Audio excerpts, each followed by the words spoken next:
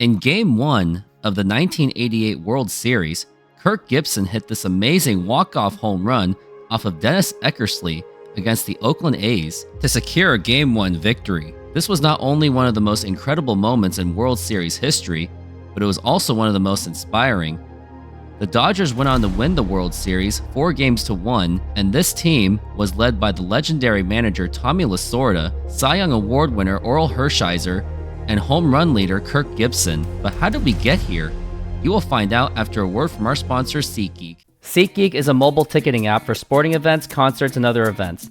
They make the buying experience easier by the app ranking each ticket from 0 to 10 to see if you are getting a good deal, and you can see exactly where you are sitting. I regularly use that app, and I have had nothing but a fantastic experience with SeatGeek. Use my promo code RoofTopSports to get $20 off of your first purchase. Link to the code, app, and website will be in the description, so take advantage, and thank you. Going into the 1988 season, the Dodgers were fresh off of missing the playoffs for the past 2 seasons in a row. Fortunately, in those years, Orel Hershiser was on the rise, and he became an All-Star in 1987. To add to this Dodgers team, they signed Kirk Gibson on January 29, 1988, after the Detroit Tigers failed to re-sign him. Furthermore, they added Jay Howell to be their closer, and the trade was with, ironically, the Oakland A's. Before the start of the season, Tommy Lasorda had huge expectations for the team, and here's what he said. We're very optimistic. I'm enthused about this ball club. I think we're going to give our fans an exciting ball club, and we're going to give you announcers something very, very special to talk about. The Dodgers returned to the playoffs by winning the division behind fantastic starters of Orel Hershiser, Tim Leary, and Tim Belcher. Closer Jay Howell saved 21 games with a 2.08 ERA, and the offense was well led by Kirk Gibson and Mike Marshall as their power hitters. Also, a notable highlight of this season was when Dodgers manager Tommy Lasorda got into a fight with the Phillies mascot. Check this out. He said, "You don't make fun of me." If the Dodgers were going to get to the World Series, they would have to go through the heavily favorited New York Mets, who had won the World Series in 1986. Got him!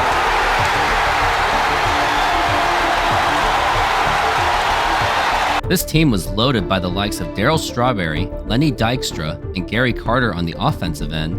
For the pitching, they had Dwight Gooden and the rising David Cone. Initially, in Game 1, the Dodgers held a 2-0 lead going into the 9th inning, and their star Orel Hershiser was pitching very well until the Mets scored 3 runs in the 9th, and even Jay Howell, the closer, couldn't bail the Dodgers out, so the Mets took Game 1. Fortunately, in Game 2, the Dodgers bounced back and won thanks to solid pitching by Tim Belcher. Unfortunately, the Dodgers would lose Game 3 and were on the brink of going down 3-1 in Game 4. However, in the top of the 9th inning, Dodgers catcher Mike Scioscia, yes, that guy who managed the Angels for a long time, hit a 2-run home run to tie the game, forcing extra innings. Right field and deep. Strawberry goes back. She's gone. And Kirk Gibson hit the go-ahead home run in the top of the 12th inning. Drive to deep right center field, and that one is gone. So he hits a home run in the 12th inning. Dodgers even won Game 5 behind another Kirk Gibson home run and had a chance to get to the World Series in Game 6 with a 3-2 lead, but unfortunately, the Mets would even the series, forcing a Game 7. In Game 7, the Dodgers would dominate the Mets behind amazing pitching by Orel Hershiser, who would go all the way to pitch a complete game, and the Dodgers were heading to the World Series. Hershiser did win the National League Championship Series MVP. Unfortunately, though, Kirk Gibson had sustained an injury due to injuring his left hamstring in Game 5 on an attempt to steal second base, and injured his right knee sliding into second base in Game 7. Basically, he injured both of his legs. Because of that, Kirk Gibson would not be available for the World Series. After 7 hard-fought games against the New York Mets, the Los Angeles Dodgers squared off against the heavily favorited Oakland Athletics. The A's were well equipped by legendary manager Tony La Russa, the Bash brothers of Mark McGwire and Jose Canseco, who achieved the 40-40 milestone, a fantastic starter in Dave Stewart, who previously played for the Dodgers, and the best closer in baseball, Dennis Eckersley. Initially, the Dodgers jumped out to a 2-0 lead off of a 2-run home run by the unlikely Mickey Hatcher, who was filling in for Kirk Gibson. But in the very next inning, Jose Canseco hit a grand slam home run off of Tim Belcher to give the A's a 4-2 lead. Tim Belcher was pulled instantly. The Dodgers couldn't score until the bottom of the 6th inning, making it a 1-run game.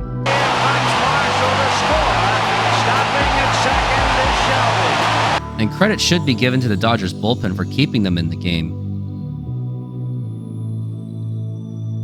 In the bottom of the 9th inning, the Oakland A's were hanging on to a 4-3 lead, and they had their closer Dennis Eckersley, who led the major leagues in saves, and there was very little reason to believe that the Dodgers were going to pull this off.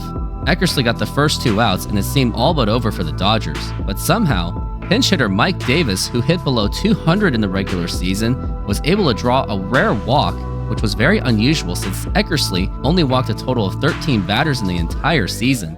Even more shocking, the injured Kirk Gibson went on to pinch hit for Alejandro Pena. When Gibson went up to the plate, he was given a standing ovation.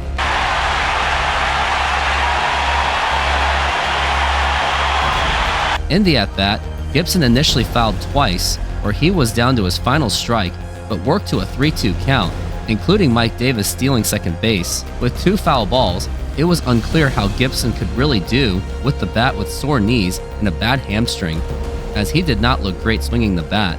But then, this happened.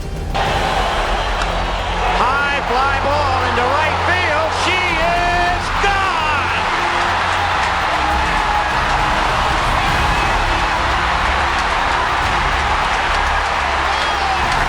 gone! This moment seemed to have inspired the Dodgers to win the World Series 4-1, behind outstanding pitching by Orel Hershiser, winning 2 of his starts, and he won the World Series MVP.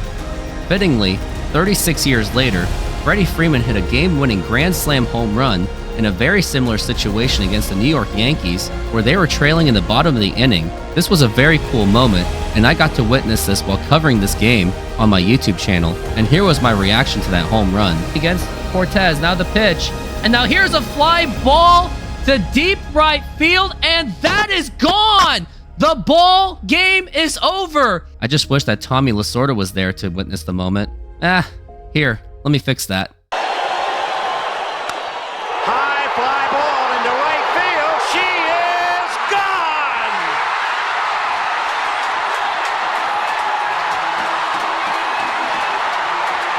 Last thing I want to say about Kirk Gibson's home run, it reminded me of this. There are times when we are dealing with a little bit of sickness and we may want to call out from work. We may have went through a bad breakup, dealing with something distracting in our personal life, or dealing with the loss of a family member.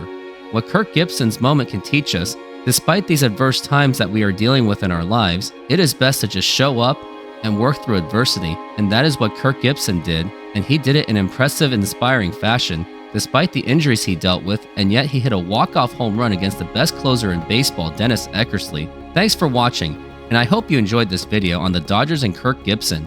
And here are some more nostalgic content to reminisce and remember. If you would like more, subscribe to this channel and like this video.